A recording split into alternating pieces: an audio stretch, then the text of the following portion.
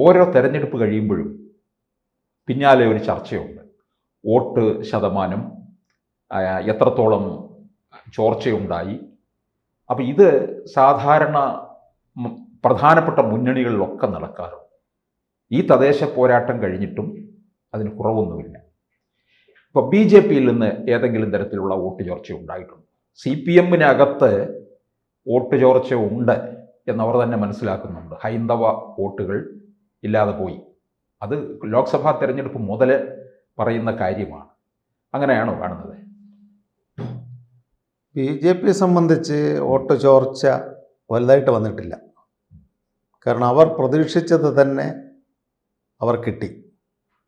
അവർ ഉദ്ദേശിച്ചത് കേരള സംസ്ഥാനം കംപ്ലീറ്റ്, ബഹുമാനപ്പെട്ട സംസ്ഥാന പ്രസിഡന്റ് രാജീവ് ചന്ദ്രശേഖർജി പറഞ്ഞു 20 കടക്കുമെന്ന്.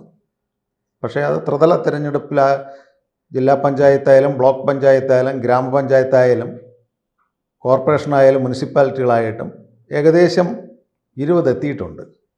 ഇലക്ഷൻ കമ്മീഷൻ്റെ കണക്ക് പ്രകാരം 16.7% വോട്ട് വന്നിട്ടുണ്ട്. പത്രമാധ്യമങ്ങൾ എഴുതിയിരിക്കുന്നത് 14 കടന്നേ ഉള്ളൂ എന്ന്. പക്ഷേ എന്നിരുന്നാലും ഭാരതീയ ജനതാ പാർട്ടിയുടെ സംസ്ഥാന കോർ ടീം, അതുപോലെ അവരുടെ സംഘപരിവാർ പ്രസ്ഥാനങ്ങൾ ഒന്നടങ്കം പ്രതീക്ഷിച്ച വോട്ട് തന്നെ എത്തിയിട്ടുള്ളത്. അതിന് യാതൊരു സംശയവുമില്ല. 2, മറ്റവരുടെ UDF LDF വോട്ട് ചോർന്നത് കൊണ്ട് BJPയുടെയും വോട്ട് ചോർന്നതായിട്ട് വരട്ടെ എന്നുള്ളൊരു ചർച്ചയാണ് ഇപ്പം LDF UDF എടുത്തിട്ടുള്ളത്. അതിൽ പ്രമുഖ കമ്പനി പാർട്ടികളായിട്ടുള്ള CPMഉം കോൺഗ്രസ്സിന് വിജയിച്ചുവെങ്കിൽ തന്നെയും വലിയ വ്യത്യാസത്തിലുള്ള വോട്ട് വന്നിട്ടില്ല. ഇപ്പോൾ ഇലക്ഷൻ കമ്മീഷൻ്റെ സൈറ്റിലൊക്കെ അപ്പോഴും കാണിച്ചു കൊണ്ടിരുന്നു. പിന്നെ 3 ദിവസത്തെ ചർച്ചകളെല്ലാം കഴിഞ്ഞു. അവർക്ക് 34.7% വന്നിട്ടുള്ളൂ. പക്ഷേ കിട്ടിയിരിക്കാം. പക്ഷേ പാർലമെൻറ്റിലോ നമ്മുടെ MLA അസംബ്ലിയിലോ നടക്കുന്ന ഒരു മേജർ വോട്ടല്ല. 5ഉം 10ഉം 6നും 100നും 200നും ഏവൻ ജില്ലാ പഞ്ചായത്തിൽ പോലും 150-200 വോട്ടിനൊക്കെയാണ് കാൻഡിഡേറ്റുകൾ ജയിച്ചിട്ടുള്ളത്. അപ്പം ഇവർ 3 പേരും ചർച്ച ചെയ്തിട്ടുണ്ട് എങ്കിലും നിർണായകമായ ചർച്ച CPMനാണ്. CPMൻ്റെ കോട്ടകളെന്നറിയപ്പെടുന്ന സ്ഥലത്തെ ഡിവിഷനുകൾ അവർക്ക് നഷ്ടമായി. അവരിപ്പോൾ പഠിക്കാൻ സമിതിയെ തന്നെ രൂപീകരിച്ചിട്ടുണ്ട്. അല്ല, അതിനു മുമ്പേ അവരുടെ പോലീസ് ഇൻ്റലിജൻസ് വിഭാഗം ബഹുമാനപ്പെട്ട ഹോം മിനിസ്റ്റർ ചാർജുള്ള CMന് റിപ്പോർട്ട് കൊടുത്തിട്ടുണ്ട്. പ്രതീക്ഷിക്കുന്ന വിജയത്തിലേക്ക് എത്തുകയില്ല. പക്ഷേ അവർക്കെല്ലാം അറിയാമല്ലോ, എല്ലാം താമസിച്ച് കത്തുന്നൊരു സഹാക്കളുടെ ഒരു അവലോകനം, അവരുടെ ഒരു അവൈലബിലിറ്റി CC കൂടിയപ്പോൾ ഇല്ല.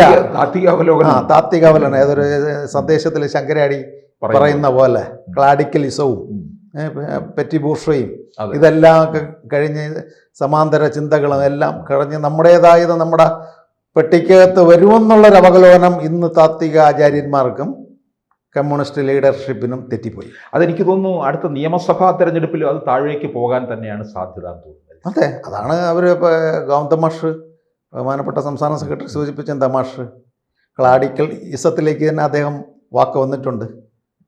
ഇത് ചില CPMൻ്റെ സമുന്നത വയസ്സായവരാണ് എങ്കിലും അവരുടെ ദീർഘവീക്ഷണം വലുതാണ്. അവർ നേരത്തെ പറഞ്ഞിരുന്നു ഇപ്പോൾ CPMനൊരു തിരിച്ചടി ഉണ്ടാകും. പക്ഷേ യുവ നേതൃത്വവും ഇടത്തരം നേതൃത്വവും അത് ശിരസാവഹിക്കുവാൻ തയ്യാറായിട്ടില്ല. നിസ്സാരമായിട്ട് തള്ളിക്കളഞ്ഞു. ഇടയ്ക്കൊരിക്കൽ പാലളി മുഹമ്മദ് കുട്ടി നല്ല വ്യക്തിത്വമുള്ളൊരു, ഇന്നും BSനെ പോലെ ആദർശം കാത്തു സൂക്ഷിക്കുന്ന ലീഡറാണ്. ഞാൻ ഏതൊരു ചാനലിൽ കണ്ടു, ചെറിയ മൺപാദത്തിൻ്റെ അടിയിലെ മണ്ണുകൾ ഒലിച്ചു പോകുന്ന അദ്ദേഹത്തിന് ദീർഘവീക്ഷണമുണ്ട്. നിരവധി തിരഞ്ഞെടുപ്പുകൾക്ക് നേതൃത്വം കൊടുത്ത വ്യക്തികളാണ്. അത് CPM മനസ്സിലാക്കുവാൻ താമസിച്ചു പോയി. 2, നമ്മുടെ CPM കൊണ്ടുവന്നിട്ടുള്ള പെൻഷൻ പദ്ധതികൾ അത് ജനങ്ങളെ കണ്ണിൽ പൊടിയിടാനാണ് എന്നുള്ളത് ജനങ്ങൾക്ക് ബോധ്യമായി. 2, ശബരിമല വിഷയം, അത് ഏകദേശം ഒരു 65-70%ഓളം ഹൈന്ദവ ഏകീകരണ കമ്മ്യൂണിസ്റ്റ് വോട്ടുകൾ ചോർന്നുപോയി. ഇപ്പോൾ ഉദാഹരണത്തിന് ഉള്ളിൻ്റെ ഉള്ളിൽ കമ്മ്യൂണിസ്റ്റുകാരനാണ്, പാർട്ടി ഞങ്ങളിൽ മതമില്ല എന്ന് പറഞ്ഞ് പുറത്ത് നിൽക്കുകയും ഭാര്യമാരെയും മക്കളെയും കോവിലിൽ പോവുകയും, ഉദാഹരണത്തിന് പത്മനാഭസ്വാമി ക്ഷേത്രത്തിൽ തന്നെ വളരെ വളരെ ലീഡർഷിപ്പിലുള്ളവരുടെ ഭാര്യമാരും മക്കളും വന്ന് തൊഴുത്ത് പാൽപ്പായസം കൊണ്ടുപോവുകയും സഹാക്കൾ കുടിക്കുകയും ചെയ്യുന്നുണ്ട്. രഹസ്യമായി തന്നെ അവരുടെ അരയിലെല്ലാം നൂലും ഏലസും ജപിച്ച് കെട്ടിയിട്ടുമുണ്ട്. അപ്പോൾ അത്തരത്തിൽ വിശ്വാസമുള്ള കമ്മ്യൂണിസ്റ്റുകാരുടെ ഹൈന്ദവിക ഏകീകരണ വോട്ടുകൾ CPM നഷ്ടമായി. അവർ പ്രതീക്ഷിച്ചെന്ന് ഇത്രയും കാലം. പക്ഷേ ആ CPM നഷ്ടപ്പെട്ട ഹൈന്ദവ വോട്ടുകൾ മുഴുവനായിട്ട് BJP വന്നു കാണണമെന്നില്ല. ഒരിക്കലുമില്ല. BJP ശരിക്കും ഇപ്പോൾ വിജയാനന്ദേട്ടൻ അറിയാം, ശബരിമല വിഷയം തെരുവിലിറങ്ങി പ്രക്ഷോഭം ചെയ്തതാരാ? നായർ സർവീസ് സൊസൈറ്റിയും RSSും വിശ്വഹിന്ദു പരിഷത്തും ക്ഷേത്ര സംരക്ഷണ സമിതിയും BJPയും എല്ലാ പരിവാർ പ്രസ്ഥാനങ്ങളുമാണ്. നേട്ടം കൊണ്ടുപോയത് കോൺഗ്രസ്സാണ് പാർലമെന്റ് തിരഞ്ഞെടുപ്പിൽ. അത് പിന്നെ അതിന് വേറൊരു കാരണം കൂടെ ഉണ്ടായിരുന്നു. രാഹുൽ ഗാന്ധി വയനാട്ടിൽ മത്സരിക്കുന്നു, അതെ, ഇന്ത്യയുടെ അടുത്ത ആകുമെന്നുള്ളൊരു വ്യാമോഹങ്ങളൊക്കെ അവർക്കുണ്ടായത്. പക്ഷെ എന്നിരുന്നാലും CPM അവരുടെ അടിസ്ഥാനപരമായിട്ടുള്ള ബ്രാഞ്ചുകളും ലോക്കലുകളും ഏരിയകളും ജില്ലയ്ക്ക് കൊടുത്ത റിപ്പോർട്ട് അപ്പടി വിശ്വസിച്ചു. സാധാരണ ഇലക്ഷൻ മുമ്പേ അവരെല്ലാം അവലോകനം ചെയ്യും. സ്ഥാനാർത്ഥി നിർത്തിയിട്ട് ഇദ്ദേഹം കൊള്ളാമോ, അവരുടെ ഒരു ഏരിയ ചർച്ച, ലോക്കൽ ചർച്ച, ജില്ലാ ചർച്ചയിൽ വന്നിട്ട് കാൻഡിഡേറ്റ് എക്സിക്യൂഷൻ വരുള്ളൂ. അതിനകത്ത് വന്നതിൽ ഒരുപാട് പാളിച്ചകൾ പറ്റി. പിന്നെ ഇതിനകത്ത് വല്ല അന്തർധാരകൾ ഉണ്ടോ? സഖാക്കൾക്കിടയിൽ തന്നെ സഖാക്കളെ തോൽപ്പിക്കണമെന്ന് ചിന്താഗതിയുള്ള സഖാക്കളുണ്ട്. എന്തായാലും ഇപ്പോൾ ഒരു തിരിച്ചടി കൂടെ. അത് ഉള്ളിൻ്റെ ഉള്ളിൽ ശബരിമല ശാസ്താവിനോടും പത്മനാഭസ്വാമിയോടും ഗുരുവായൂരപ്പനോടുള്ള സ്നേഹം കൊണ്ട് ചില സഖാക്കൾക്ക് അഹങ്കാരം കൂടിപ്പോയി, ഇവർക്കൊരു തിരിച്ചടി വരട്ടെ എന്ന് പറഞ്ഞ് പ്രവർത്തന രീതിയിൽ ഒരു ന്യൂട്രൽ സ്വഭാവം എടുത്ത സഖാക്കളെ പലരും നമുക്കറിയാം. ഇപ്പോൾ ചേട്ടൻ ഏരിയയുടെ ഒരു നേതാവ്, ഞാൻ ബ്രാഞ്ചിൻ്റെ ഒരു നേതാവ്, ഞാൻ പറയും ഇന്ന സമുദായ ബലം കൂടുതലാണ് ഈ വാർഡിൽ, ഇന്നാരെ നമുക്ക് നിർത്താം, പക്ഷേ നോട്ട് അക്സെപ്റ്റബിൾ ചേട്ടൻ ഒരിക്കലും നോക്കൂല, അത് വേണ്ട. അങ്ങനെ വന്നപ്പോൾ ഈഗോ ക്രാഷ് വന്നു. അപ്പോൾ ഏട്ടാ ബ്രാഞ്ച് പറഞ്ഞത് ഏരിയ കേട്ടില്ലല്ലോ, എന്നാൽ ഈ സഖാവിനൊരു പണി കൊടുക്കണമല്ലോ. അദ്ദേഹം ആത്മാർത്ഥമായ രീതിയിൽ കൂടെ നടക്കുകയും പല തിരുവനന്തപുരം കോർപ്പറേഷനിലുള്ള വാർഡുകൾ എനിക്കറിയാം, അങ്ങനെ പണി കൊടുത്ത് BJP ജയിച്ചതും എനിക്കറിയാം. പിന്നെ വ്യക്തിപ്രഭാവം കൊണ്ട് കാൻഡിഡേറ്റ് ഡിസിഷനിൽ Marxist Communist Party of India പരാജയപ്പെട്ടു. നല്ല നല്ല പണ്ടൊക്കെ എന്നറിയാം, നല്ല നല്ല നേതാക്കളെ നിർത്തും. ശിവൻകുട്ടി സഖാവൊക്കെ മേയറായിട്ട് മത്സരിക്കുമ്പോഴും എല്ലാം നല്ല സ്റ്റേറ്റ് കമ്മിറ്റി മെമ്പർ അല്ലെങ്കിൽ CC കമ്മിറ്റി മെമ്പർ, നല്ല പൊതുപ്രവർത്തകൻ, നല്ല പ്രാസംഗികൽ, വാചാലൻ, അല്ലെങ്കിൽ നേതൃത്വ പടവുമുള്ള സംഘടനാ ശേഷിയുള്ളവർ. ഇപ്പോൾ മിക്ക വാർഡുകളിലും 1-2 ഒരു 5-6 വ്യക്തികളല്ലാതെ ബാക്കിയെല്ലാം വളരെ ലാഘവത്തോടു കൂടി മൂന്നാമതും ചില ഇടതുപക്ഷ SFI തുടങ്ങിയ പത്രമാധ്യമ സുഹൃത്തുക്കളുണ്ടല്ലോ, അവരുടെ ഒരു അവലോകന റിപ്പോർട്ട് വെച്ച് സംസ്ഥാന കമ്മിറ്റി തീരുമാനിച്ചു മൂന്നാമതും മോഡിജി വന്നതുപോലെ പിണറായി തന്നെ വരും, ത്രിതലവും ഇപ്പം നമുക്ക് കിട്ടും. എത്രയൊക്കെ ഈ പെൺകുട്ടിയെ നമ്മുടെ ആര്യയെ വെച്ച് നമുക്ക് കളിച്ചാലും തിരുവനന്തപുരം എങ്ങനെയായാലും നമുക്ക് തന്നെ കിട്ടുമെന്നുള്ളൊരു അമിതമോഹം അസ്ഥാനത്തായിപ്പോയി കമ്മ്യൂണിസ്റ്റ് മാർക്സിസ്റ്റ് പാർട്ടി ഓഫ് ഇന്ത്യയിൽ. കാരണം ജനങ്ങളുടെ ഇടയിൽ, ഉദാഹരണത്തിന് വിജയാനന്ദ ചേട്ടൻ അറിയാം, ആ പാവം പയ്യൻ KSRTC ഡ്രൈവർ, അതിൻ്റെ മുമ്പ് കൊണ്ടുവന്ന് പാളയത്ത് VJT കളുടെ മുമ്പ് വണ്ടി ചവിട്ടി നിർത്തി. ആ കേസുകളിൽ തന്നെ സ്പഷ്ടമായിട്ട് ലൈവ് ജനം കണ്ടുകൊണ്ടിരിക്കുന്നു. അവരാരും പ്രതിയല്ല, ചെറുക്കനെ ജോലിയിൽ നിന്ന് പറഞ്ഞു വിട്ടു, ആ കുടുംബത്തിൽ അത്താണിയാണ്. അപ്പോൾ അത്തരത്തിൽ ജനങ്ങളുടെ കോപങ്ങൾ മാർക്സിസ്റ്റ് പാർട്ടിയുടെ തന്നെ തിരിച്ചവർക്കടിയായി. 2 തിരുവനന്തപുരത്തെ സംബന്ധിച്ച് ആശാവർക്കർ സമരം നമുക്ക് നിസ്സാരമായിട്ട് എഴുതിത്തള്ളാൻ ഒക്കില്ല. താഴെത്തട്ടിലുള്ള വോട്ട് കംപ്ലീറ്റ് താഴെത്തട്ടിൽ ഒരുതരം അധകൃത താഴെക്കടയിലുള്ളവരുടെ വോട്ടാണ്. അത് കംപ്ലീറ്റ് ഇത്തരത്തിലുള്ള ആശാവർക്കർ, ഹെൽത്ത് നോക്കുന്ന വാർഡിലുള്ളവർ, ഒത്തിരി പേരുടെ വോട്ടുകൾ. പണ്ട് നമ്മുടെ സൈഡിലൊക്കെ പ്രവർത്തനത്തിൽ ഇറങ്ങണ കൂടുതലും ആശയും കുടുംബശ്രീയും മഹിളാ അസോസിയേഷൻ ജനാധിപത്യ പ്രവർത്തക വൃന്ദങ്ങളാണ്, സ്ത്രീജനങ്ങൾ.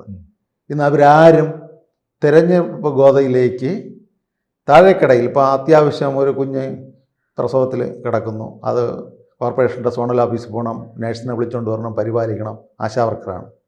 അപ്പോൾ സാധാരണക്കാരുടെ ഇടയിൽ എന്ത് വിചാരിക്കുന്നു?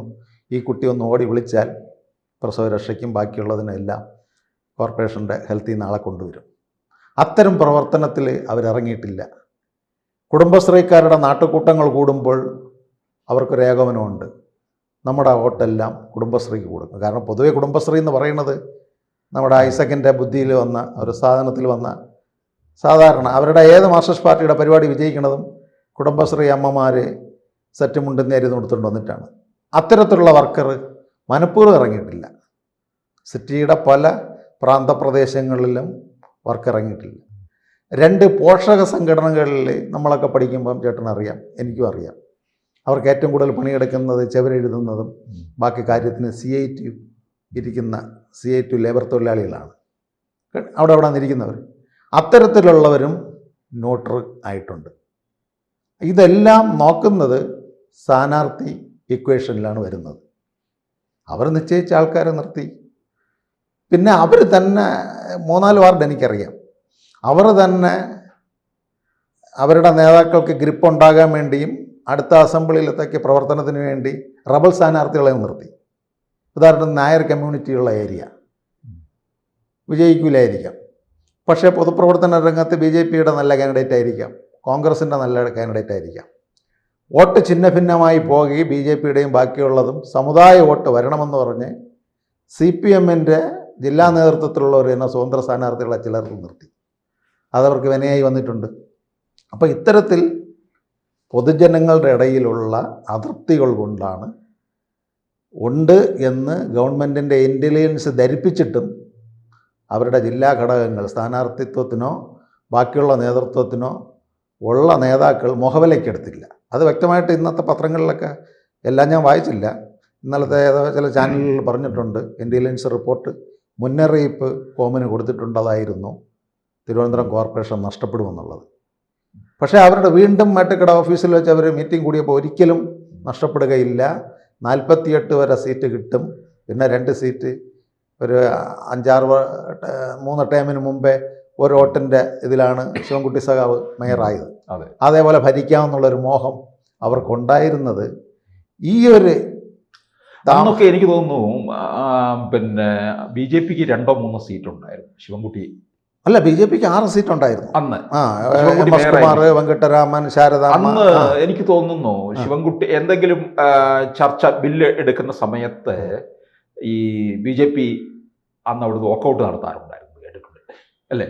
അതെ, അതിപ്പം തിരുവനന്തപുരത്തിൻ്റെ വലിയ വലിയ ഇവൻറ്റുകൾ വരും, ഫ്ലവർ ഷോയോ ബാക്കിയുള്ള എന്തെങ്കിലും ടൂറിസവും ജില്ലാ ടൂറിസവും കോർപ്പറേഷനും ചേർന്ന് എന്തെങ്കിലും വലിയ വലിയ ഇവൻറ്റ് പരിപാടി കുന്നിലോ മ്യൂസിയത്തോ ഫ്ലവർ ഷോകളോ ഒക്കെ വരുമ്പോൾ കുറേ അവരെ പിടിച്ച് അതിൻ്റെ ഉത്തരവാദിത്വങ്ങൾ കൊടുക്കും. ഒന്ന്, ചേട്ടൻ പറഞ്ഞ 100% കറക്റ്റ്. ചില നഗരപാലിക ബില്ല് അല്ലെങ്കിൽ health standing committee bill, education ബില്ലുകൾ വരുമ്പോൾ പാസ്സാകാൻ വേണ്ടി അന്ന് വലിയ കോലാഹലമായിട്ട് ജോൺസൺ ജോസഫ് തുടങ്ങിയ MA വാഹിദ് തുടങ്ങിയവരൊക്കെ ഉണ്ട് എങ്കിൽ തന്നെയും BJP എന്ത് ചെയ്ത് സൈലൻ്റ് ചെയ്ത് മാറിപ്പോകും. അപ്പോൾ അവർ അനാശായം വിജയിച്ചങ്ങ് പോകും. ഇപ്പോൾ ഉദാഹരണത്തിന് പാർലമെൻറ്റിൽ ബഹളം നടന്നുകൊണ്ടിരിക്കുന്നതിൻ്റെ ഇടയിലാണ് പല നീതിന്യായ നിർവഹണങ്ങളും പാസ്സാകുന്നത്. പ്രതിപക്ഷ നേതാവും കൂട്ടരും ഇറങ്ങി അങ്ങ് പോകും. പിന്നെ ഇരിക്കുന്നത് ഉപരാഷ്ട്രപതിയായാലും നമ്മുടെ പാർലമെൻറ്റ് സ്പീക്കർ ഓം ബിർള ആയാലും കൈ ഉയർത്താൻ പറയും, വോട്ടിൽ പാസ്സാക്കും. ബില്ല് ജനാധിപത്യ പ്രക്രിയയിൽ രാഷ്ട്രപതിയുടെ മുന്നിലേക്ക് പോകും. ആ ഒരു പ്രവണത ചേട്ടൻ പറഞ്ഞ 100% കറക്റ്റ്. ഇവിടെ എന്തെങ്കിലും പ്രധാന കാര്യങ്ങൾ വരുമ്പം BJPയിലുള്ള മെമ്പർമാർ ഇറങ്ങിപ്പോകും. പക്ഷേ അന്നും ഇന്നും BJPക്ക് തിരുവനന്തപുരം പട്ടണത്തിനകത്ത് നിർണായകമായ വോട്ട് ശക്തിയുണ്ട്. അതുകൊണ്ടാണ് BJPയുടെ വോട്ട് ചോരുവാൻ പറ്റിയിട്ടില്ല. പണ്ടൊക്കെ വോട്ട് കച്ചവടം എന്നൊരു സമ്പ്രദായം BJPക്ക് ഉണ്ടായിരുന്നു. ആ വോട്ടിംഗ് ചർച്ചാ സമ്പ്രദായം ഇവിടെ അവസാനിപ്പിച്ചത് B മുരളീധരൻ സംസ്ഥാന പ്രസിഡന്റ് ആയതിനു ശേഷമാണ്. അതിൽ അദ്ദേഹം ലാപ്ടോപ്പ് കൊണ്ടുവന്ന് ഓരോ ബൂത്ത് ലെവലിലും നേതാക്കളെ വിളിച്ച്, പണ്ട് BJPക്ക് എനിക്ക് അറിയാം, നമ്മളൊക്കെ നേതൃത്വം ഉണ്ടായിരുന്ന സമയത്തൊക്കെ മിക്ക മണ്ഡലങ്ങളിലും പേപ്പർ കമ്മിറ്റികളായിരുന്നു, ഏരിയയുള്ളതായിരുന്നു. ഇപ്പോൾ അടിസ്ഥാനപരമായ രീതിയിൽ മാർക്സിസ്റ്റ് കമ്മ്യൂണിസ്റ്റ് പാർട്ടിയെ പോലെ കേഡർ സ്വഭാവമുള്ള കമ്മിറ്റികൾ അവർ കൊണ്ടുവന്നിട്ടുണ്ട്. ഇതിനുപരി BJPക്ക് സഹായിക്കുവാൻ രാഷ്ട്രീയ സ്വയംസേവാ സംഘത്തിൻ്റെ നേതാക്കളുടെ അകമഴിഞ്ഞ സപ്പോർട്ടുകളുണ്ടായിരുന്നു. ശരിക്കും പറഞ്ഞാൽ പല വാർഡുകളിലും BJP വീക്കാണ്. അവിടുത്തെ തിരഞ്ഞെടുപ്പിൻ്റെ മാനേജ്മെൻറ്റ് കമ്മിറ്റി, എല്ലാ വാർഡിലും മാനേജ്മെൻറ്റ് ചെയർമാൻ, അത് ഒരു നേതൃത്വം കൊടുക്കാൻ ഒരു ചീഫ് പാട്രൺ, അത് പ്രചരണത്തിന് ഒരാൾ, ഇങ്ങനത്തെ മാനേജ്മെൻറ്റ് കമ്മിറ്റി നല്ല രീതിയിൽ പ്രവർത്തിച്ചു. അത് മിനിമം 13-14 ദിവസം 9 മണിക്കും 10 മണിക്കും കൊടുത്ത വ്യക്തി, ചാർജ് കൊടുത്തവരെ വിളിച്ചിരുത്തിയ ഒരു കോർ യോഗങ്ങളുണ്ട്. അതിൽ RSSൻ്റെ ഒരു മുതിർന്ന കാര്യകർത്താവ് വരും, സംസാരിക്കാൻ എന്തൊക്കെ കാര്യങ്ങൾ നടന്നു, ഇന്നലെ ഏൽപ്പിച്ചത് നടന്നു. അങ്ങനെ ഒരു ഗ്രാസ് റൂട്ട് ലെവൽ വർക്ക് BJPക്ക് തിരുവനന്തപുരം കോർപ്പറേഷനകത്ത് ചെയ്യുവാൻ കഴിഞ്ഞത് BJPക്ക് ഒരു നിർണായക വിജയത്തിലേക്ക് എത്തിക്കുവാൻ കഴിഞ്ഞു എന്നാണ് എൻ്റെ ഒരു അവലോകനം. കൂടുതൽ വാർത്തകളും വിശേഷങ്ങളും നിങ്ങളിലേക്ക് എത്താൻ ABC മലയാളം സബ്സ്ക്രൈബ് ചെയ്യുക, ബെൽ ബട്ടണും അമർത്തുക.